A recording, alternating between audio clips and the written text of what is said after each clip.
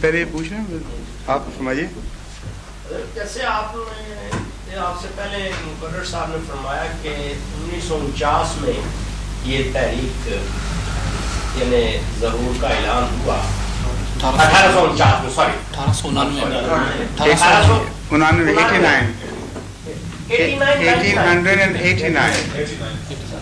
جنگ آزادی 1857 کے بارے میں آپ کی تنظیم کا اور آپ کے جو بزرگ تھے ان کا کیا کردار رہا, اور اس کے بعد وہ 1857 کی تھی.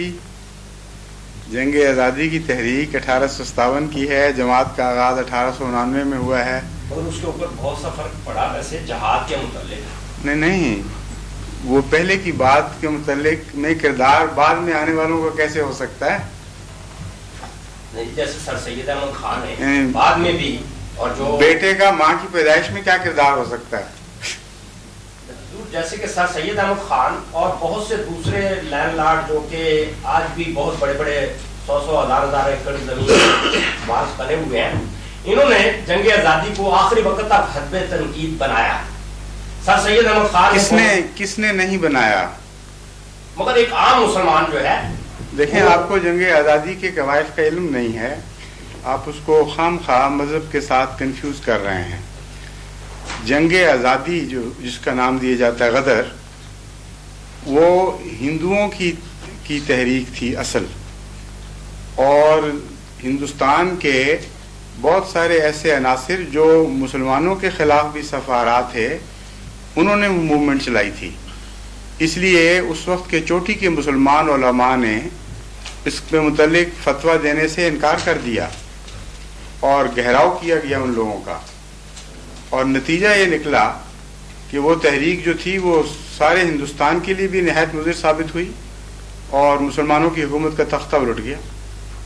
اس نتیجے کے لیے وہ تحریک تھی. اس سے پہلے مسلمانوں کی حکومت تھی. ہاں, ظفر شاہ بہادر شاہ ظفر کی حکومت تھی. اسی تحریک نے اس کو تباہ کیا ہے. اگر وہ تحریک نہ چلتی تو ہندوستان کا نقشہ ہی کچھ اور ہوتا, تاریخی اور ہونی تھی. ایسی تحریک کے حق میں آپ جماعت احمدیہ سے فتویٰ لینا چاہتے ہیں جس نے مسلمانوں کی آخری حکومت کا تختہ الٹوا دیا. Mughal empire came to an end because of that, اور اس کا آپ کو علم نہیں ہے, اور آپ جذباتی باتوں میں کھیل کر مذہب کے ساتھ کنفیوز کرنا چاہتے ہیں ان باتوں کو. نہیں سر, مطلب یہ ہے کہ 1849 تک انگریز جو ہے پنجاب تک پہنچ چکے. سب سے پہلے تو آپ نے 1849 تک انگریز جو ہے یہ پنجاب تک پہنچ چکے تھے. رنجیت سنگھ کی حکومت سکھوں کی. ٹھیک ہے, 1898 میں جماعت کی بنیاد رکھی جا رہی ہے, اور 1849 کی آپ حساب فہمی کر رہے ہیں ہم سے. سمجھ نہیں آ رہی آپ کی بات. یہ عرض کرنا چاہتا ہوں جی کہ جیسے کہ کنڈم کیا سر سید احمد یا بہت سے لوگوں نے, جیسا کہ آپ ارشاد فرما رہے ہیں, آپ کے جو بزرگ تھے ان کا کیا کردار تھا, انہوں نے اس کو کنڈم کیا جیسے کہ آپ نے خود فرمایا. میں آپ کے سامنے بیٹھا کنڈم کر رہا ہوں. جیسے کہ آپ نے غدر کہا ہے, کوئی مسلمان 1857 کی آزادی, تحریک آزادی کی جنگ ہم کہتے ہیں, جیسے کہ آپ نے غدر فرمایا ہے. ہندو سکھ جو ہیں عام طور پہ غدر کہتے ہیں, مگر میں نے آج تک کسی مسلمان کے منہ سے 1857 کوئی ایسا جہاد آپ نے کبھی کسی مسلمان کے منہ سے کوئی ایسا جہاد سنا ہے آپ نے جس میں مشرک اور مسلمان مل کے جہاد کر رہے ہوں؟ آزادی کے لیے تو کرنا. انا للہ. جہاد کا نے مکہ کے یہودیوں سے, مدینہ کے یہودیوں سے مل کے تو مکہ والوں کے خلاف. اللہ, خدا کا خوف کریں, کیوں تاریخ اسلام کا حلیہ بگاڑ رہے ہیں. حضرت صلی اللہ علیہ وآلہ وسلم نے جنگ بدر کے موقع پر, جبکہ شدید ضرورت تھی آپ کو مددگاروں کی, ایک مشرک کی مدد لینے سے اس وجہ سے انکار کر دیا کہ جہاد میں کوئی مشرک شریک نہیں ہوگا, اور وہ چوٹی کا اپنے زمانے کا پہلوان لڑنے والا تھا. حضرت صلی اللہ علیہ وسلم نے فرمایا, اور مسلمان جو تھے اس پیغام لینے والے بڑے خوش ہوئے کہ ایک مددگار مل گیا ہے.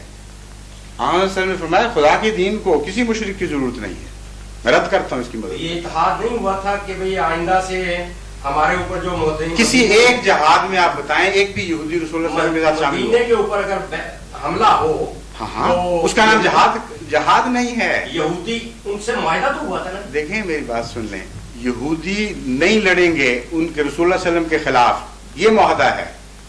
یہودی ساتھ لڑیں گے، کوئی بھی معاہدہ نہیں ہے، دکھائیے کہیں. اور ایک بتائیں، جنگ احزاب میں یہودی ساتھ لڑے تھے؟ کون سی جنگ ہے؟ بدر میں ساتھ لڑے تھے، احد میں ساتھ لڑے تھے. تو آپ کیوں احمدیت پر حملہ کرنے کی خاطر اسلام پر حملے سے نہیں چوک رہے؟ عمل واقعہ یہی ہے. ایک معاہدہ تو ہوا تھا جی، میں اس معاہدہ کے خلاف ورزی تو معاہدہ کے خلاف تو کیا ہی میں کچھ نہیں رہا. میں تو یہ کہہ رہا ہوں کہ اس شوق میں کہ احمدیت کے خلاف ضرور کچھ کہا جائے، اسلام کے خلاف کیوں کہنے لگ گئے ہیں؟ حضرت صلی اللہ علیہ وآلہ وسلم نے جو واضح اصول دیے ہیں قرآن کی روشنی میں، وہ روشن ہیں سورج چاند کی طرح. ان کو مد نظر رکھ کر بات کریں. میں مذہبی رہنما ہوں، میں کوئی سیاسی رہنما نہیں ہوں. مجھ سے مذہب کے متعلق بات کریں، اور میں آپ کو قطعاً یقین دلاتا ہوں کہ جہاد جس کو آپ کہہ رہے ہیں اس میں غیر مسلم کی شمولیت کا کوئی سوال پیدا نہیں ہوتا.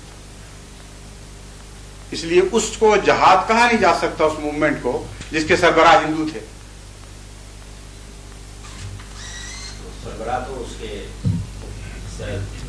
سربراہ ہندو تھے اور مسلمان حکومت کا تختہ الٹا ہے اس تحریک نے.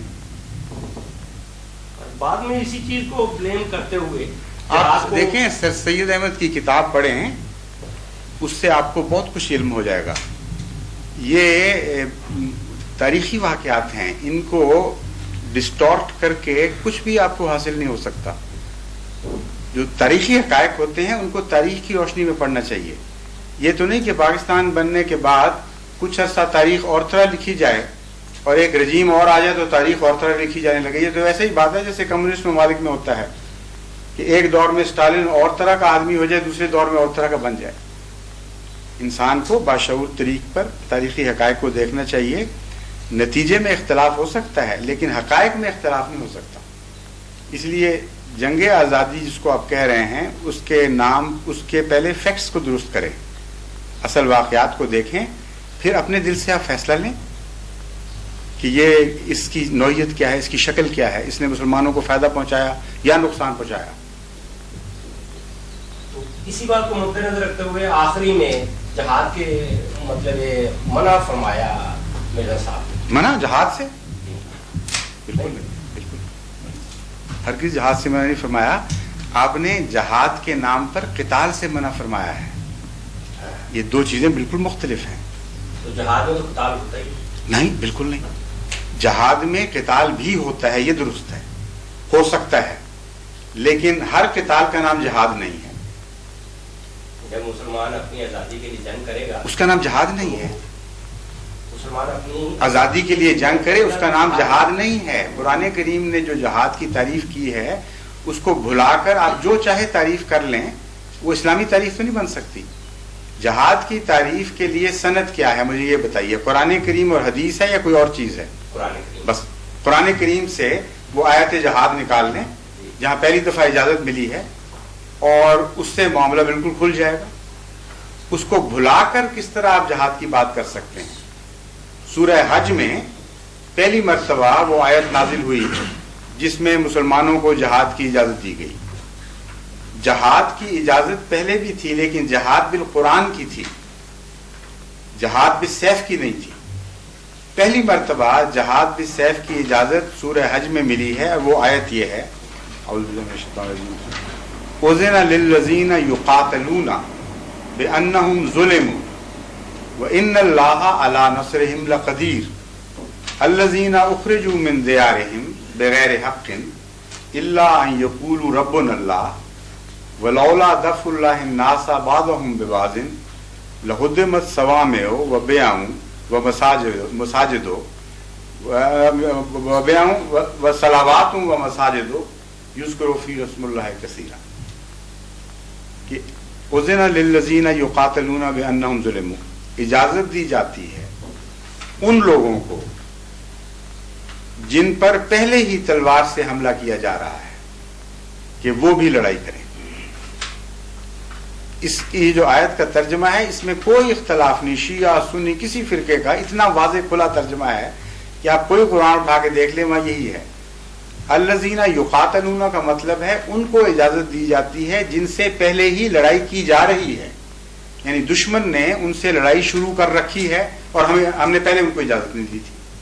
یعنی دشمن کا پہل کرنا جہاد کی اجازت کے لیے ضروری ہے. پہلی شرط یہ لکھی ہے.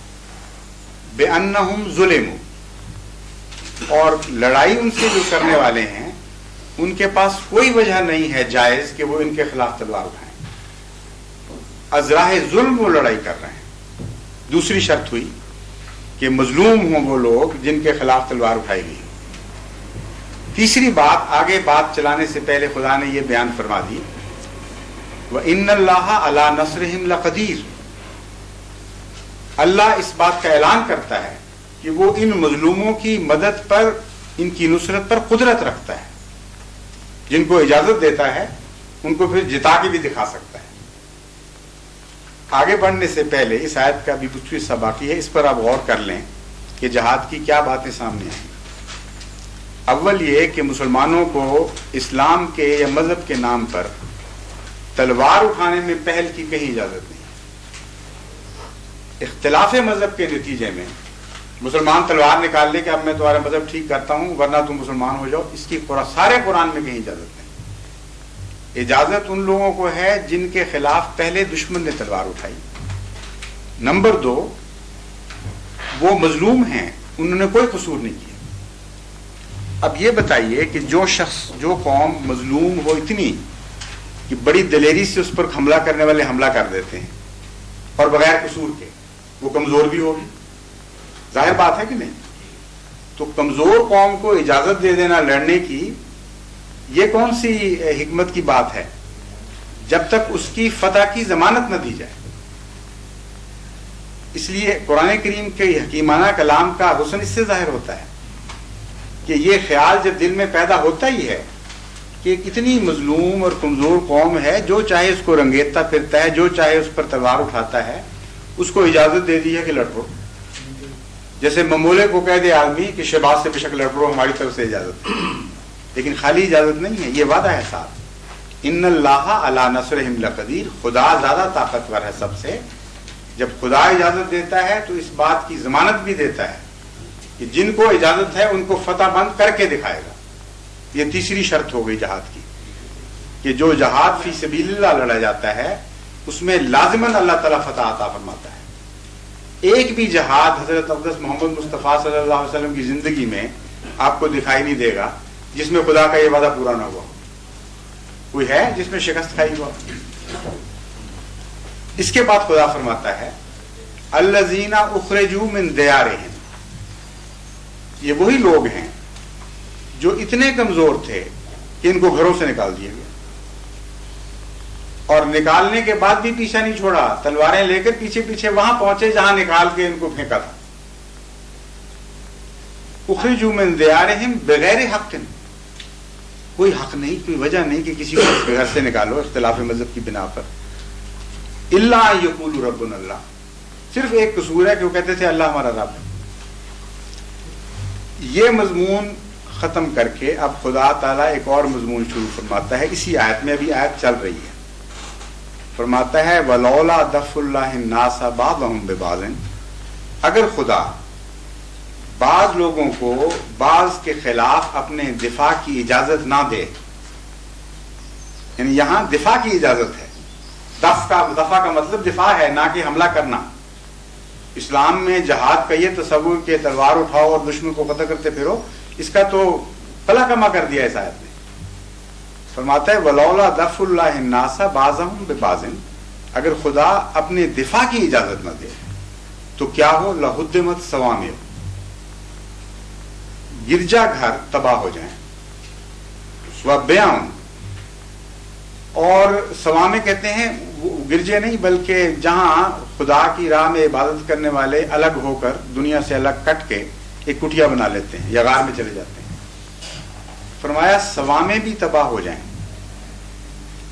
وَبِیَعٌ، اور گرجے بھی تباہ ہو جائیں، وَصَلَوَاتٌ، اور یہودیوں کے معبد بھی تباہ ہو جائیں، وَمَسَاجِدُ، اور مسجدیں بھی ویران کر دی جائیں جن میں خدا کا ذکر کثرت سے کیا جاتا ہے. اب ذرا غور کریں کہ اسلامی جہاد کی بات ہو رہی ہے، اس میں گرجوں اور صوامع اور یہودیوں کے معبدوں کا کیا ذکر؟ ان کی حفاظت کا بھی اعلان ہے اس دفاع میں. یہ ہے اسلام. قرآن کریم جہاں دفاع کی اجازت دیتا ہے، جہاں جہاد کی اجازت دیتا ہے وہاں یہ بھی اعلان کر رہا ہے کہ خدا کے نام پر جتنے بھی گھر بنائے جاتے ہیں، خواہ وہ مسلمانوں کو ہوں یا غیر مسلموں کے ہوں، ہم ہر ایک کی دفاع کی ضمانت دے رہے ہیں. اور اگر یہ اجازت نہ دیتے تو صرف مسجدیں ہی ویران نہ ہوتی، بلکہ یہ سارے عبادت خانے جن میں عیسائی عبادت کرتے ہیں، راہب عبادت کرتے ہیں، یہودی عبادت کرتے ہیں، سب تباہ کر دیے جاتے ہیں. یہ ہے اسلامی جہاد کی تعلیم. اس تعلیم کی روح سے اگر کسی گرجے پر حملہ ہو رہا ہو اور مسلمان دفاع کرتا ہوا مارا جائے تو یہ بھی جہاد ہے. اس کو کہتے ہیں عالمی تعلیم. اس کو کہتے ہیں ایسا حسن جو جادو کی طرح سر چڑھ کے بولتا ہے. اس تعلیم کو آپ دنیا میں پیش کریں، پھر دیکھیں کہ دشمن اسلام کے پاس باقی کیا رہ جاتا ہے. اس تعلیم کو چھوڑ کر یہ تعلیم دینا کہ کسی سے اختلاف مذہب ہے، اس کے گھر لوٹ لو، اس کو گھروں سے نکال دو، بے وطن کر دو، مار دو، تباہ کر دو، وہ ہوتا کون ہے اسلام سے اختلاف کرنے والا؟ یہ جہاد ہے. حضرت مسیح موعود علیہ الصلوۃ والسلام نے اس جہاد کے خلاف، جس کا بگڑا ہوا تصور آج کے علماء پیش کر رہے ہیں، پہلے بھی کر رہے تھے، اس کے خلاف آپ نے اعلان کیا اور وضاحت کی کہ قرآن کریم نے جو جہاد کی شرائط پیش کی ہیں کوئی دنیا میں ان کو منسوخ نہیں کر سکتا. جب بھی وہ لاگو ہوں گی اس دفاع کی اجازت ہوگی. لیکن ان حالات میں جب کہ دشمن مذہبی اختلاف کی بنا پر تم پہ حملے نہیں کرتا، تمہارے مذہب میں دخل اندازی نہیں کرتا، تمہیں گھروں سے نہیں نکالتا، خدا کے نام پر تمہیں اسلام سے الگ کرنے کے لیے زبردستی نہیں کرتا، تم جو لڑائی کرو اس کا نام مذہبی جہاد نہیں رکھ سکتے. سیاسی لڑائیاں 100 قسم کی ہوتی ہیں. اب آپ یہ دیکھیں عراق لڑ رہا ہے کہ نہیں ایران کے خلاف، دونوں کی سیاسی لڑائیاں ہیں. اگر ایران کہے کہ یہ ہمارا جہاد ہے اور عراق کہے کہ ہمارا جہاد ہے تو کس کے مرنے والے جنت میں جائیں گے، کس کے مرنے والے دوزخ میں جائیں گے؟ کبھی یہ بھی ہوا ہے کہ دفاع کرنے والا جہاد کر رہا ہو، دفاع میں مرنے والا بھی جنت میں جا رہا ہو اور اس کو مارنے والا بھی جنت میں جا رہا ہو؟ اس لیے باشعور انسان کی طرح پہلے تعلیم کو مطالعہ کرنا چاہیے، قرآن کریم کی بنیادی تعلیم کو سمجھنا چاہیے، پھر فرق کریں مذہبی اور سیاسی جنگوں میں. اگر آپ یہ فرق نہیں کریں گے تو اسلام کا دفاع ہی نہیں کر سکتے آپ. دیکھیں اسلام کی تاریخ میں ابتدا ہوئی ہے مذہبی جنگوں سے جن میں 100% مذہبی اصولوں کی اطاعت کی گئی، اور حضرت رسول اکرم صلی اللہ علیہ وآلہ وسلم کے زمانے میں ایک بھی ایسا واقعہ نہیں جس پر دشمن انگلی رکھ سکے اور ہم اس کا دفاع نہ کر سکیں.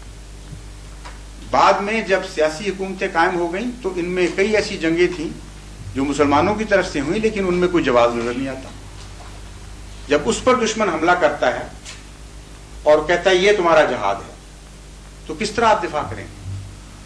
یہی اصول ہے. ان کو کہو کہ قرآن کریم مذہبی جنگوں کی اجازت دیتا ہے مذہبی شرائط کے ساتھ. اس کے علاوہ سیاسی جنگیں بھی دنیا میں ہوتی ہیں، ان میں تاریخ دان کا کام ہے فیصلہ کرے، لیکن اس میں مذہب کا قصور نہیں ہے.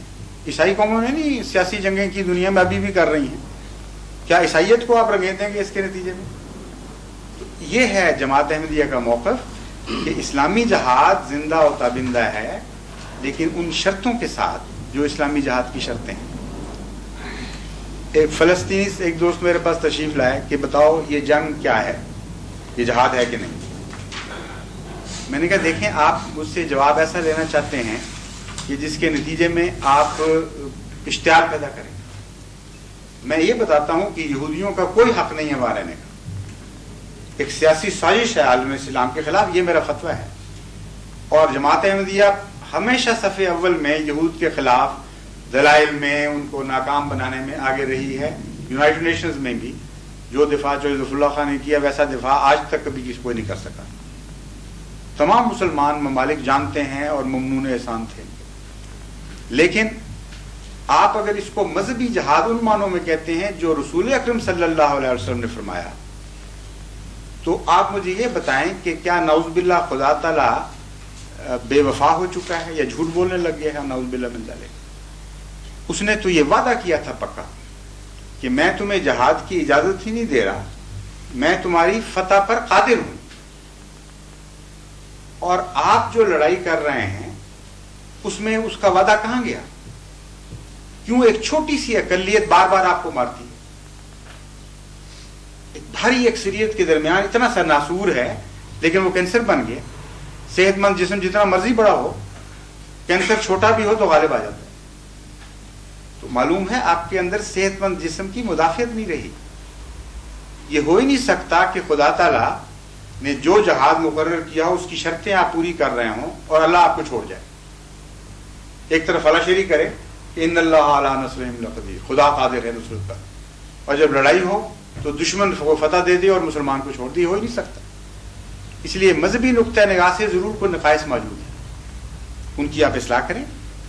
تو خدا تعالیٰ کا وعدہ ہے ان الارض یرثھا عبادی الصالحون، اسی زمین کے متعلق وعدہ ہے کہ میرے صالح بندے لازماً اس کے وارث بنائے جائیں گے. اس لیے آپ اپنے اخلاقی نقائص کے دور کرنے کی کوشش کریں، اپنے دین کے نقائص کو دور کرنے کی کوشش کریں، بندے صالح بنیں، اور پھر خدا کا وعدہ آپ کے حق میں پورا ہوگا. تو عقل اور فہم کی بات کی خام خواہ مخالفت نہیں کرنی چاہیے. دلیل سے بات ہونی چاہیے، قرآن اور سنت سے بات ہونی چاہیے. لائیں آپ ہی.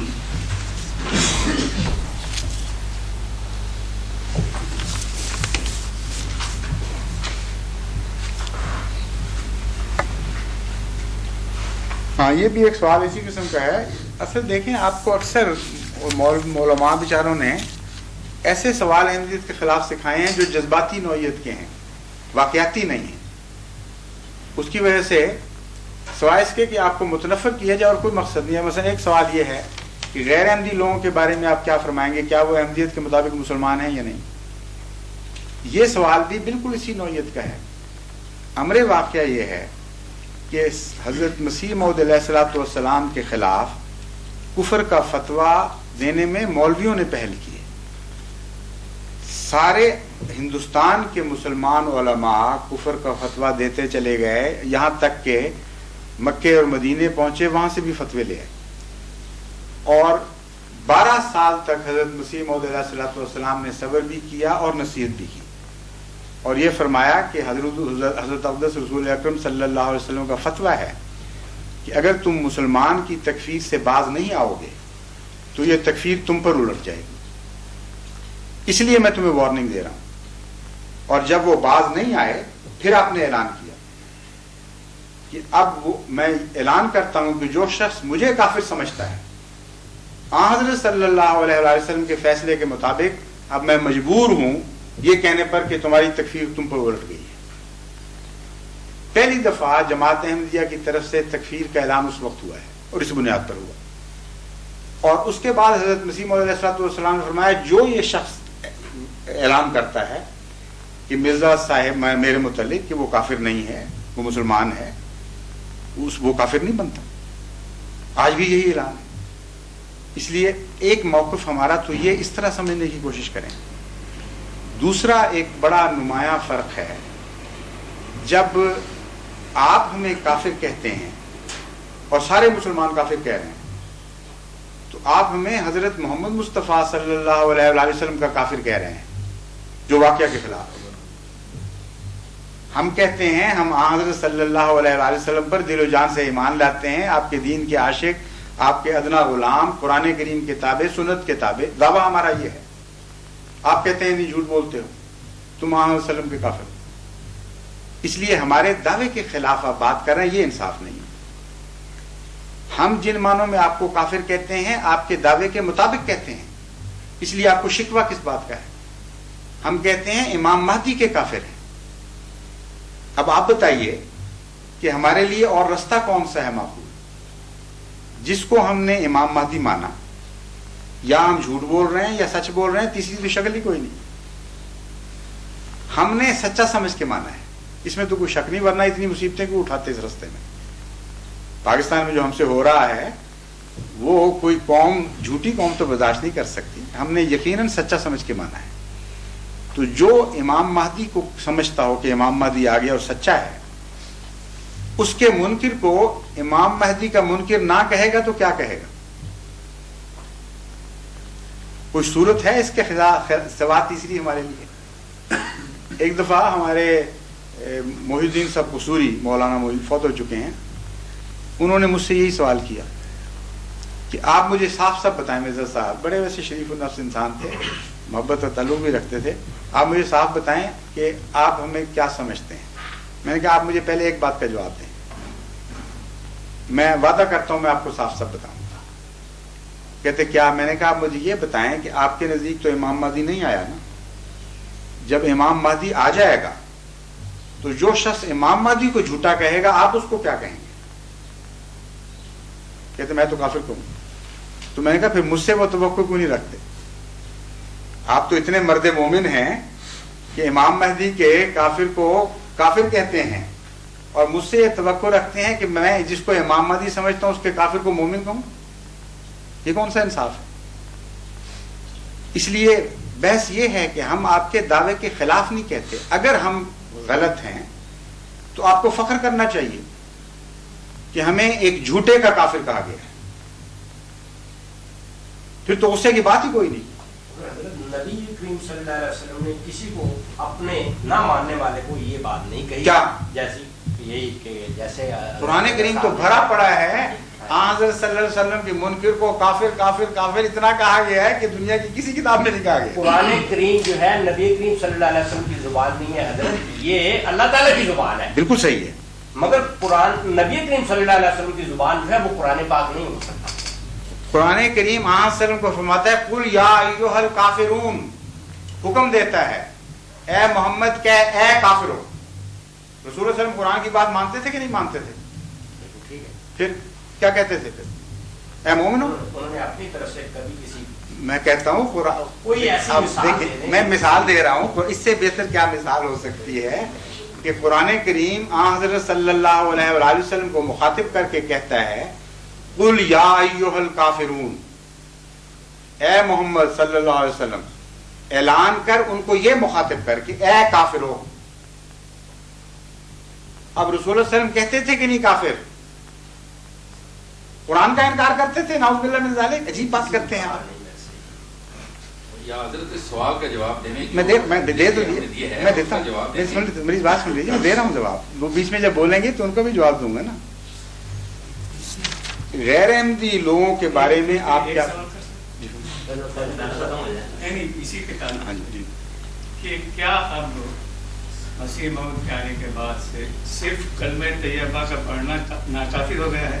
नहीं। क्या किसी शख्स को मुसलमान अपने आप को मुसलमान कहने के लिए ये काफी नहीं है कि वो कलमे तैयबा का इकरार करे? जज़ाकमुल्लाह, आपने वो हमारे दिल की बात कह दी। तो फिर बात ये है कि अभी आपने ये फरमाया कि जो शख्स मसीह मौत का इकरार नहीं करता, उनको नहीं मानता, तो जाहिर है कि वो कैसे मुसलमान हो सकता है? नहीं, ये नहीं मैंने कहा। देखें आप मेरे मुंह में बात ना डालें।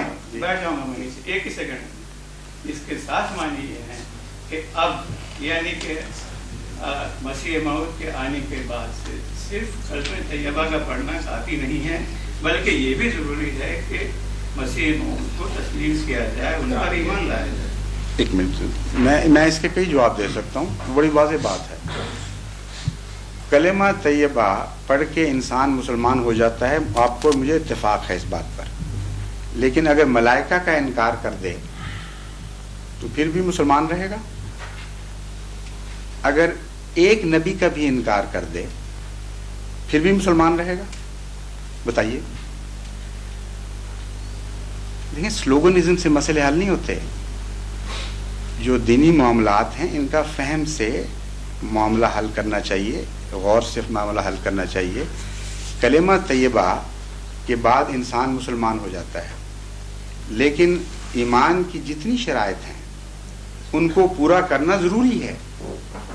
कलेमा तैयबा पढ़ने के बावजूद अगर कोई शख्स आमन तो बिल्लाहि व मलाइकतिही व कुतुबिही व रुसुलिही वल यौमिल आखिर, इन 5 चीज़ों में से किसी एक का या इनके अज्जा में से किसी एक जुज़ का भी इनकार कर दे तो सारे मुसलमान उलमा का मुत्तफ़क़ अक़ीदा है, सुन्नत से यही चला आ रहा है कि वो सच्चा सही मुसलमान नहीं कहला सकता। इसलिए इस्लाम दूनल इस्लाम के मसाइल शुरू से ही उम्मत में चले आ रहे हैं। कुफर दूनल कुफर के मसाइल शुरू से चले आ रहे हैं। जहाँ तक जमात अहमदिया का मौक़िफ़ है वो बड़ा वाज़ेह है کہ جو شخص کلمہ طیبہ پڑھتا ہے اس کو ہم غیر مسلم نہیں کہہ سکتے، سوال ہی نہیں پیدا ہوتا. لیکن اگر اس سے اتر کر ان چیزوں میں سے کسی کا انکار کرے تو کفر کی کوئی نہ کوئی چیز اس میں ثابت ہو جائے گی، اس کے باوجود ہم اسے غیر مسلم نہیں کہیں گے. جو شخص کلمہ طیبہ کا اقرار کر لے اور کہے کہ میں مسلمان ہوں، آج تک کبھی کسی احمدی نے اس کو غیر مسلم نہیں کہا. حضرت مسیح موعود علیہ السلام کی کتابیں اٹھا کر دیکھ لیں، وہاں فرق ہے. ایک ہے اصطلاح کافر کہنے کی، ایک ہے غیر مسلم. ان دونوں اصطلاحوں میں زمین آسمان کا فرق ہے. اس لیے مسلمان علماء بھی اگرچہ ایک دوسرے کو کافر سارے کہتے آئے ہیں، آج تک کہتے ہیں، مگر غیر مسلم نہیں کہتے تھے. کیا وجہ کیوں نہیں کہتے تھے؟ اس لیے کہ وہ ان کو علم تھا. جو پہلے علماء گزرے ہیں وہ سطحی علم رکھنے والے لوگ نہیں تھے، وہ بزرگ تھے، اولیاء اللہ تھے. غلطیاں ان سے ہوئیں لیکن اسلام کی بنیادوں کو سمجھتے تھے. قرآن کریم نے کافر کہنے اور غیر مسلم کہنے میں ایک نمایاں فرق کیا ہے. قرآن کریم آن حضرت صلی اللہ علیہ وآلہ وسلم کو مخاطب کر کے فرماتا ہے کہ یہ اعرابی لوگ جو کہتے ہیں کہ ہم ایمان لے آئے، قل لم تؤمن، تو ان سے کہہ دے کہ تم ایمان نہیں لائے. ایمان لانا تو درکنار، لما يدخل الایمان فی قلوبہم، ان کے دلوں میں ایمان نے جھانک کے بھی نہیں دیکھا، سرے سے ایمان ہے ہی نہیں. اس کے باوجود تم ان کو کہہ دو کہ تمہیں اپنے آپ کو مسلمان کہنے کا میں حق دیتا ہوں. تم کہتے ہو اسلم نا، ٹھیک ہے، بے شک کہتے رہو. بس یہ عجیب شان ایک مذہب ہے اسلام کا جو ہر پہلو پر حاوی ہے. جو شخص یہ دعویٰ کرے میں مسلمان ہوں، قرآن اور سنت سے ثابت ہے، اس کو غیر مسلم کہنے کا کوئی حق نہیں. اسلام میں رہتے ہوئے کفر کی کوئی بات کہے تو اس کو دون الاسلام کافر کہنے کا حق ہے. اس کی سند قرآن سے بھی ملتی ہے اور حدیث سے بھی ملتی ہے. میں آپ کو وضاحت کر کے بتاتا ہوں. حضرت صلی اللہ علیہ وسلم فرماتے ہیں کہ ایک مسلمان جب چوری کرتا ہے تو کافر ہو جاتا ہے، اور مسلمان بھی کہا اس کو. ایک مسلمان جب زنا کرتا ہے تو کافر ہو جاتا ہے. اسی اصول کے پیش نظر مسلمان علماء ہمیشہ ایک دوسرے پر کفر کے فتوے دیتے رہے مگر غیر مسلم نہیں کہا. اس وجہ یہ ہے کہ آن حضرت صلی اللہ علیہ وآلہ وسلم نے اس کی اجازت ہی نہیں دی شروع سے. قرآن آپ پر نازل ہوا تھا، نہ کہ غیر پر کسی اور پر ہوا ہے. قرآن کا مفہوم آپ بہتر سمجھتے تھے، اس لیے آپ کا یہ کہنا کہ فلاں کافر ہو گیا فلاں کافر ہو گیا اپنی جگہ. لیکن اس کے باوجود ایک موقع پر جبکہ جنگ میں ایک صحابی نے ایک دشمن کو زیر کیا، جب وہ اسے قتل کرنے لگا تو دشمن نے منت کی کہ دیکھو میں مسلمان ہوتا ہوں، میں کلمہ پڑھتا ہوں، تم چھوڑ دو مجھے. اور کلمہ پڑھا اس نے اس کے باوجود قتل کر دیا. حضرت صلی اللہ علیہ وسلم کی خدمت میں حاضر ہو کر اس نے عرض کیا بڑے فخر سے کہ اس طرح مقابلہ ہوا، میں نے اسے زیر کیا اور اس نے آخر پر ڈر کے مارے کہہ دیا میں کلمہ پڑھتا ہوں. میں نے کہا اب تو نہیں میں چھوڑ سکتا، تم تو ڈر گئے اور قتل کر دیا. وہ یہ روایت کرتے ہیں کہ میں نے اپنی ساری زندگی میں حضرت صلی اللہ علیہ وآلہ وسلم کو اتنا ناراض نہیں دیکھا جتنا اس دن وہ مجھ پر ناراض ہو. اور ایک روایت میں آتا ہے آپ بار بار یہ کہتے تھے کہ قیامت کے دن جب وہ کلمہ تمہارے خلاف گواہی دے گا تو تم کیا جواب دو. پھر آپ نے فرمایا کہ تم نے اس کا دل پھاڑ کے کیوں نہ دیکھ لیا کہ وہ منہ سے کہتا تھا یا دل سے کہتا تھا. اس لیے جو شخص اپنے آپ کو مسلمان کہے یا کلمہ پڑھ لے اس کو غیر مسلم کہنے کا کسی کو کوئی حق نہیں ہے، نہ جماعت احمدیہ کو ہے نہ کسی اور جماعت کو ہے. اس لیے ہم آپ کے اقرار کے خلاف کبھی فتویٰ کوئی نہ دیتے ہیں، نہ آج تک کبھی دیا ہے. ہم کہتے ہیں آپ مسلمان ہیں، لیکن مسلمان رہتے ہوئے امام مہدی کا آپ نے انکار کیا جس کو ہم امام مہدی سمجھتے ہیں. اس لیے امام مہدی کے منکر کر پر وہی فتویٰ ہے جو آپ کے علماء کا فتویٰ ہے، متفق علیہ فتویٰ ہے. امام مہدی کی ضرورت کیا ہے؟ سوال یہ ہے. اگر امام مہدی آئے گا تو آپ کو غور کرنا چاہیے کہ آئے گا کس کام کے لیے. ایک طرف خدا اس کو مقرر کرے 1400 سال انتظار ہو گئے، آپ کے نزدیک کبھی بھی نہیں آیا، کل آ جائے فرض کریں، تو دوسری طرف انکار کی اجازت دے دے. عقل کے خلاف بات ہے.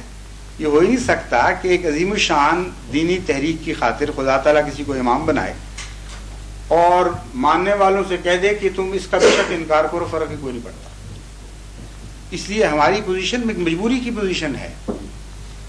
یا ہم جھوٹے ہیں کہ ہم ان کو امام مہدی سچا سمجھ رہے ہیں. جب ہم سچا سمجھتے ہیں تو ہمارے پاس چارہ ہی کوئی نہیں کہ جو امام مہدی کا، جس کو ہم امام مہدی کہتے ہیں، جو اس کا منکر ہے، ہم اسے امام مہدی کا کافر کہیں گے، لیکن غیر مسلم نہیں کہیں گے. آپ ہمیں غیر مسلم کہتے ہیں، یہ زیادتی ہے، یہ اس کا کوئی قرآن اجازت نہیں دیتا. آگے ہے، احمدی حضرات کسی مسلمان کے ہاں جا کر کسی کی وفات پر فاتحہ خوانی کیوں نہیں کرتے؟ یہ بالکل غلط بات ہے.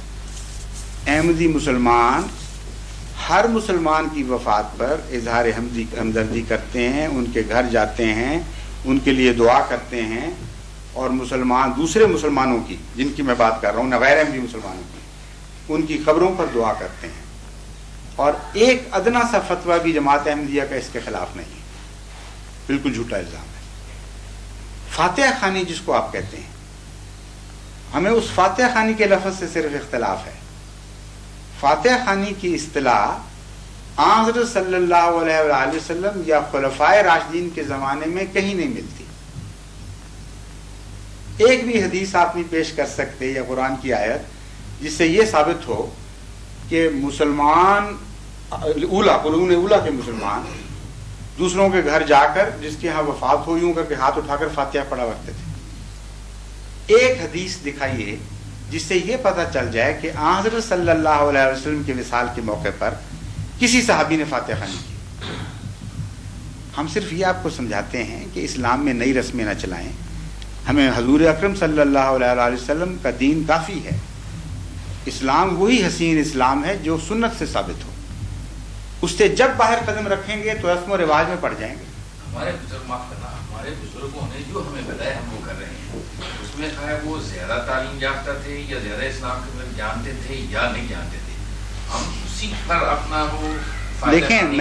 میں یہی عرض کر رہا ہوں کہ ان بزرگوں کی بات مانیں گے. کیا تھا نہیں اس کا آپ نقص بتائیں. میں بتا رہا ہوں تو نقص کیا تھا. میں یہی بتا اللہ نے نہیں کھاتا ہو سکتا یا یہی تو بتا رہا ہوں. نہیں کی. میری گزارش سن لیجیے. اس سے بڑا شروع کہاں سے ہوئی اور کیوں ہوئی میں بتانے لگا.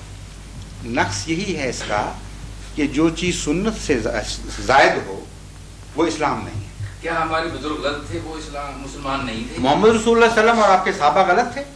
نہیں. اب اس عجیب بات کرتے ہیں. بعد جب یہ ہندوستان میں اسلام پھیلا میں بتا رہا ہوں کہ جو رسمیں بعد میں داخل ہوتی ہیں مذاہب میں، کیا یہ رسم ہے؟ ہاں رسم ہے. رسم ہر وہ چیز سنت نہیں ہے، رسم ہے جو رسول اللہ صلی اللہ علیہ وسلم اور آپ کے صحابہ سے ثابت نہ ہو. اس لیے رسمیں اچھی بھی ہو سکتی ہیں، بد بھی ہو سکتی ہیں، مگر سنت نہیں بن سکتی. اصل بات یہ ہے کہ جب ہندوستان میں وہ لوگ تشریف لائے بزرگ، یہاں بے انتہا جہالت تھی. ہندو مذہب کی وجہ سے بد رسوم بے حد جاری تھی، اور زبان کے اختلاف دوسرے مسائل کی وجہ سے وہ ان کو کم سے کم دینی تعلیم دینا چاہتے تھے کسی بہانے. اس کی وجہ سے کئی چیزیں شروع میں نیک نیتی سے داخل ہوئی ہیں جو بعد میں رسمیں بن گئیں. مثلا سورہ فاتحہ کو سکھانا اور فاتحہ کو بطور دعا کے پڑھانا. مجھے یقین ہے کہ اس طرح انہوں نے شروع کیا ہوگا. انہوں نے کہا ہوگا کہ جب تم کسی بزرگ کے لیے، کسی فوت شدہ کے لیے دعا کرتے ہو تو سورہ فاتحہ چونکہ کامل دعا ہے، یہ تھوڑی سی دعا تم سیکھ لو، زیادہ عربی تمہیں نہیں آتی، یہ پڑھ لیا کرو ہر جگہ، نماز میں بھی کام آئے گی، ہر جگہ کام آئے گی. چنانچہ کم علمی کی بنا پر شروع میں ہندوؤں کی تعلیم اور تربیت کی خاطر ہمارے صوفیاء اور بزرگوں نے یہ طریقہ اختیار کیا. جب اسلام زیادہ پھیل گیا، جب اسلامی تعلیم عام اور روشن ہو گئی، تو ضروری تھا کہ ان کو سنت کی طرف واپس لے جاتے. اور یہی کوشش ہم کر رہے ہیں، اس کے سوا کچھ نہیں کر رہے. اب 40واں ہے، 11ویں ہے، شیرینیاں بانٹنی ہیں وفات کے بعد، ہیرے تقسیم کرنی ہے، کھانے دینے ہیں. اتنے جھگڑے ہیں جن کا کوئی وجود قرون اولا کے اسلام میں نہیں ملتا. اب یہ تو جذباتی بات ہے کہ ہمارے بزرگ غلط کہتے ہیں. یہ ویسی بات ہے جیسے قرآن کریم بار بار کہتا ہے کہ یہ آپ رسول اللہ علیہ وسلم کے مخالف ہیں. ان کو یہ کہا کرتے تھے کہ اچھا پھر ہمارے بزرگ غلط تھے. قرآن فرماتا ہے کیوں غلط نہیں ہو سکتے تمہارے بزرگ؟ صرف وہی غلط نہیں ہے جس پر الہام نازل ہوتا ہے. صرف وہی درست ہوتا ہے اصل میں جس کو خدا روشنی عطا فرماتا ہے. تو اس میں اختلاف کی وجہ مجھے سمجھ نہیں آتی. میں تو آپ کو یہ پیغام دیتا ہوں، جماعت احمدیہ یہ پیغام دیتی ہے کہ سنت کافی ہونی چاہیے ہمارے لیے، کیونکہ سنت میں مذہب کی تکمیل ہو گئی. حسن کامل میں نہ اضافہ ہو سکتا ہے نہ اس میں کمی ہو سکتی ہے. اس لیے بعد کی رسموں نے ہمیں نقصان پہنچایا ہے. اسلام سے رفتہ رفتہ ہم لوگ دور اس لیے ہٹے ہیں کہ بعد میں جو رسمیں جاری کی گئیں خواہ نیک نیتی سے بھی تھیں، ہم ان کو خالی برتنوں کی طرح پکڑ کے بیٹھ گئے. اس لیے رسم و رواج سے باہر نکلیں، سنت کو قائم کریں، قرون اولیٰ کے اسلام کی طرف واپس جائیں، بیاہ شادی میں سادگی کریں، موت اور تدفین میں سادگی کریں. یہ سارے بوجھ آپ کے اتر جائیں گے جو ہمارے اوپر بے وجہ پڑے ہوئے ہیں.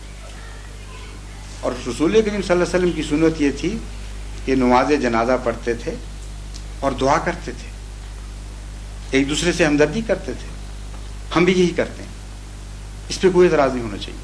فاتح خانی تو ہے ہی دعا، نہیں، دعا کی خاطر فاتح خانی ہم بھی پڑھ لیتے ہیں، لیکن جو میں رسم کے خلاف ہوں. صرف جب جاتے ہیں کہیں، میں کئی دفعہ گیا ہوں، ایک آدمی ہاتھ اٹھاتا ہے، سارا یوں کر کے یوں کر لیتے ہیں کہ فاتح خانی ہو.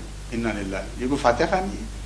فاتحہ کی دعا دیکھیے، فاتحہ کی نہیں، یہ غلط طریقہ ہے. فاتحہ کی دعا معنی خیز چیز ہے. دعا میں دل حرکت کرتا ہے تو قبول ہوتی ہے، کوئی رسم تو نہیں دعا. فاتحہ کا معنی آنا چاہیے. انسان سوچ کر اللہ تعالیٰ کی صفات میں ڈوب کر اس سے ایاک نعبد و ایاک نستعین کی التجا کرے، یہ دعا ہے. اس پہلو سے فاتحہ پڑھنا دعا کے طور پر ہرگز منع نہیں. لیکن جو رسم بنی ہوئی ہے کہ ضرور پڑھو اور دیکھا دیکھی پڑھو اور جب کوئی جائے تو ایک آدمی ہاتھ اٹھائے سارے یوں کر دیں، یہ بالکل بے بنیاد بات ہے. کوئی سند نہیں اس کی اسلام میں. یہ تو اسلام کے ساتھ تمسخر ہے. اس لیے ہم آپ کو اس سے گزارش کرتے ہیں کہ ناراض ہم سے ہونے کی بجائے آپ اپنی اصلاح کریں. اس دین میں حرج کیا ہے جو محمد رسول اللہ علیہ وسلم نے عملاً کر کے دکھایا تھا؟ بتائیے وہ کیوں کافی نہیں ہمارے لیے؟ کافی ہونا چاہیے.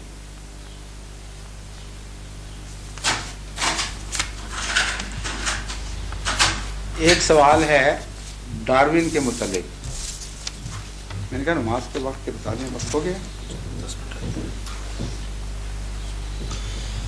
یہ تو بہت ساری باتیں اکٹھی ہو گئی ہیں، بعد میں انشاءاللہ. کون سا؟ نہیں، یہ تو ان کا نمبر 2 ہے، یہ کسی کا نمبر 1 ہو سکتا ہے. قاضی صاحب جلیل صاحب نے ایک سوال کیا ہے، ان کو آپ نے نمبر 3 زبردستی بنا دیا بیچاروں کو. وہ کہتے ہیں تخلیق آدم کے متعلق ہم ڈاروین کے نظریے سے واقف نہیں، ہم یہ جاننا چاہتے ہیں کہ تخلیق آدم سے متعلق اسلام کا نظریہ کیا ہے. انی جائلن نہیں، انی جائلن فی الارض خلیفہ کا اشارہ کیا تخلیق نسل انسانی سے متعلق ہے یا ایک پیغمبر کی بعثت کی بشارت ہے؟ یہ تو بڑا پیارا اور بڑا سلجھا ہوا سوال ہے ماشاءاللہ. خود سوال میں اتنی روشنی ہے کہ معلوم ہوتا ہے سوال کرنے والے کو جواب کا بھی علم ہے خود ہی، ورنہ یہ اشارے نہ ہوتے. بات یہ ہے کہ تخلیق آدم کا ذکر جو قرآن کریم میں ملتا ہے وہ 2 طرح سے ملتا ہے. ایک ہے انسان کی پیدائش اور ایک ہے خلیفۃ اللہ کی تخلیق. جہاں خلیفۃ اللہ کا ذکر ہے وہاں جماعت احمدیہ کی تعبیر کی روح سے اول مفہوم حضرت رسول اکرم صلی اللہ علیہ وسلم کی بعثت ہے، کیونکہ حقیقی خلیفہ اور کامل خلیفہ دنیا میں حضرت صلی اللہ علیہ وسلم تھے. باقی سارے انبیاء آپ کے ذلی خلیفہ کی حیثیت رکھتے ہیں. اور دوسرے نمبر پر پہلا آدم جس کو خدا نے نبوت کی خلت بخشی وہ خلیفہ ہے، کیونکہ خلیفہ کہتے ہیں جانشین کو جو حکم سنے اور حکم کے اوپر عمل کروائے. وہ انسان جو نبوت کو سمجھنے کا بھی اہل نہیں تھا، جانوروں کی طرح یا نیم واشیانہ زندگی بسر کر رہا تھا، اسے خلیفہ کہا ہی نہیں جا سکتا. اس لیے اس کی پیدائش کے وقت خدا تعالیٰ نے خلیفہ کا لفظ استعمال نہیں فرمایا. وہاں انسانی پیدائش کا ذکر کے طور پر مختلف مراحل بیان فرمائے ہیں.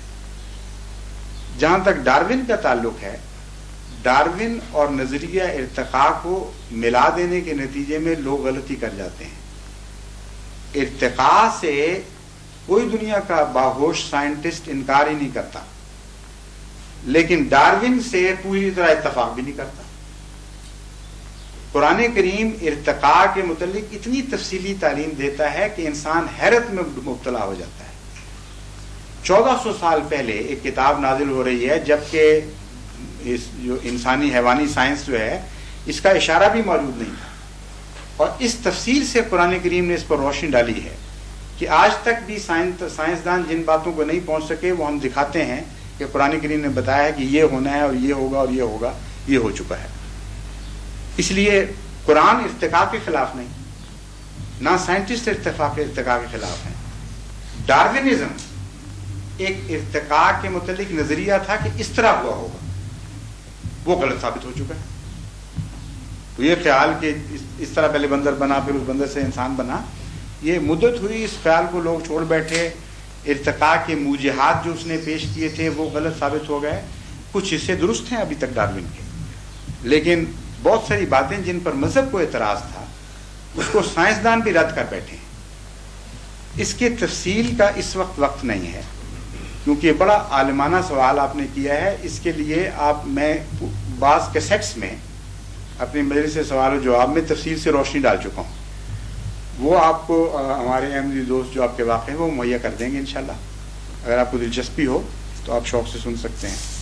اب نمبر 2 سوال.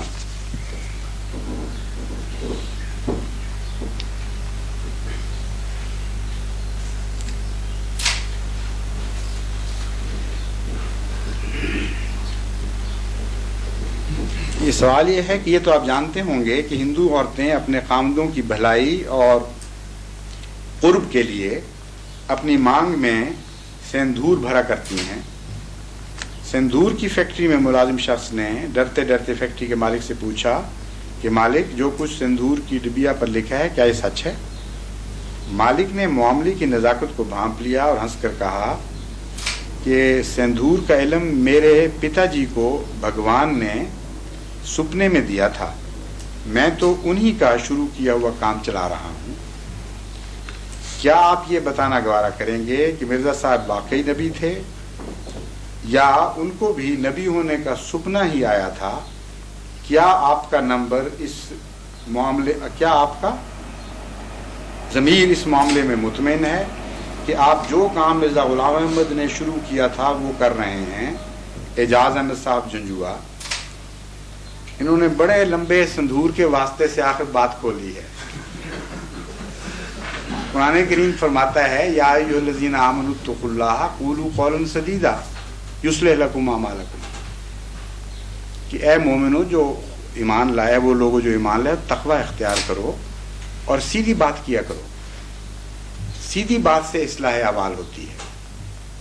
سیدھا سوال یہ تھا کہ حضرت مسیح موعود علیہ الصلوۃ والسلام کو اگر میں نبی سمجھتا ہوں تو واقعی سمجھتا ہوں، اور اگر سمجھتا ہوں تو کن معنوں میں سمجھتا ہوں، اور کیا جو میں کام کر رہا ہوں مجھے ایمان ہے کہ واقعی اندر یہ درست ہے؟ اس کا جواب یہ ہے کہ میں حضرت مسیح موعود علیہ الصلوۃ والسلام کو بالکل ان معنوں میں نبی سمجھتا ہوں جن معنوں میں حضرت صلی اللہ علیہ وآلہ وسلم نے آنے والے مسیح کے لیے لفظ نبی اللہ استعمال فرمایا. ایک جواب میرا غور سے سن لیجئے. میں بین ہی ان معنوں میں نبی سمجھتا ہوں جن معنوں میں حضرت اقدس محمد مصطفیٰ صلی اللہ علیہ وآلہ وسلم نے جن پر آیت خاتم النبیین نازل ہوئی تھی. آنے والے مسیح کے متعلق، گزرے ہوئے کے متعلق نہیں، آنے والے مسیح کے متعلق لفظ نبی اللہ استعمال فرمایا، اور ایک مسلم کی حدیث میں 4 مرتبہ یہ لفظ آپ نے استعمال فرمایا. میں ان معنوں میں آپ کو نبی سمجھتا ہوں جن معنوں میں امام مہدی کا مفہوم قرآن کریم میں ملتا ہے، اور جن معنوں میں امام مہدی کی پیشگوئی حضرت صلی اللہ علیہ وسلم نے بیان فرمائی ہے. امام مہدی کا اگر مقام حضور اکرم کے تابع نبی کا نہیں تھا تو حضرت مرزا صاحب کا بھی ہرگز وہ مقام نہیں تھا. لیکن اگر حضرت امام مہدی کا مقام امتی نبی کا مقام ہے، اور اگر مسیح محمدی کا مقام امتی نبی کا مقام ہے، تو حضرت مرزا صاحب کا مقام بھی امتی نبی ہی کا مقام ہے. یہ ناممکن ہے کہ ایک شخص مسیح ہونے کا دعویٰ کرے اور وہ سچا ہو اپنے دعوے میں اور کہے کہ میں مسیح تو ہوں لیکن نبی نہیں، کیونکہ مسلم کی حدیث اس پر مخالفانہ گواہی دے گی کہ اے دعویٰ کرنے والے، تو مسیح کیسے ہو گیا؟ محمد رسول کریم صلی اللہ علیہ وآلہ وسلم جن پر آیت خاتم النبیین نازل ہوتی ہے، وہ تو مسیح کے سچا ہونے کی یہ علامت بیان فرماتے ہیں کہ وہ نبی اللہ ہوگا۔ اگر تو وہ مسیح ہے جو نبی اللہ نہیں تو جا جھوٹے، ہمیں اس سے کوئی واسطہ نہیں۔ پھر تو یہ جواب ہوگا۔ اگر کوئی شخص امام مہدی ہونے کا دعویٰ کرے اور ساتھ یہ دعویٰ بھی کرے کہ مجھے خدا نے بذریعہ وحی امام نہیں بنایا، میں خود بن گیا، تو آپ کو اس کے دعوے کی کوڑی کی بھی پرواہ ہوگی یا نہیں ہوگی؟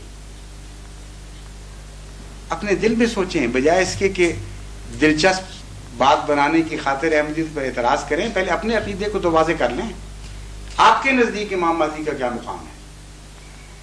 میں جانتا ہوں، اور اگر آپ اپنے دلوں کو ٹٹولیں گے، اپنے علماء سے پوچھیں گے، تو اس نتیجے کے سوا آپ نکال ہی نہیں سکتے کہ امام مہدی امتی نبی کے سوا کچھ بھی نہیں ہو سکتا۔ اس میں وہ دو شرطیں پائی جاتی ہیں جو ہر نبی کے لازمہ ہیں، جو نبی سے باہر مل ہی نہیں سکتی، اور آپ کا ایمان ہے کہ امام مہدی میں وہ دو شرطیں پائی جاتی ہیں۔ نبی کی کیا شرط ہے؟ اللہ اس کو کھڑا کرے، اپنی وحی سے اس کو امام بنا دے زمانے کا، یہ پہلی شرط ہے نبوت کی۔ دوسری شرط یہ ہے کہ اس کے انکار کی اجازت نہیں دیتا خدا تعالیٰ، اس پر ایمان لانا ضروری قرار دیتا ہے۔ یہ دو شرطیں نبوت کے اندر قدر مشترک ہیں کہ نہیں، یہ بتائیے۔ اگر نہیں بتانا سوچ لیجئے اپنے دل میں۔ اب بتائیے، امام مہدی ان دونوں شرطوں میں سے کس کے بغیر ہوگا؟ کیا امام مہدی اپنے خیال سے کھڑا ہو جائے گا؟ کیا امام مہدی کا قوم انتخاب کرے گی؟ کیا خدا اس کو مقرر کرے گا یا نہیں کرے گا؟ اگر اس پر وحی امامت ہوئی، اس کو خدا نے مقرر فرما دیا، تو اگلا سوال خود ہی حل ہو جاتا ہے۔ جس کو خدا کھڑا کرے، وہ چاہے ادنا ہو یا اعلیٰ ہو، اس کا انکار، اس کے انکار کی اجازت ہی نہیں دیتا کسی بندے کو۔ اور ساری امت کے علماء آج بھی اس بات پر متفق ہیں۔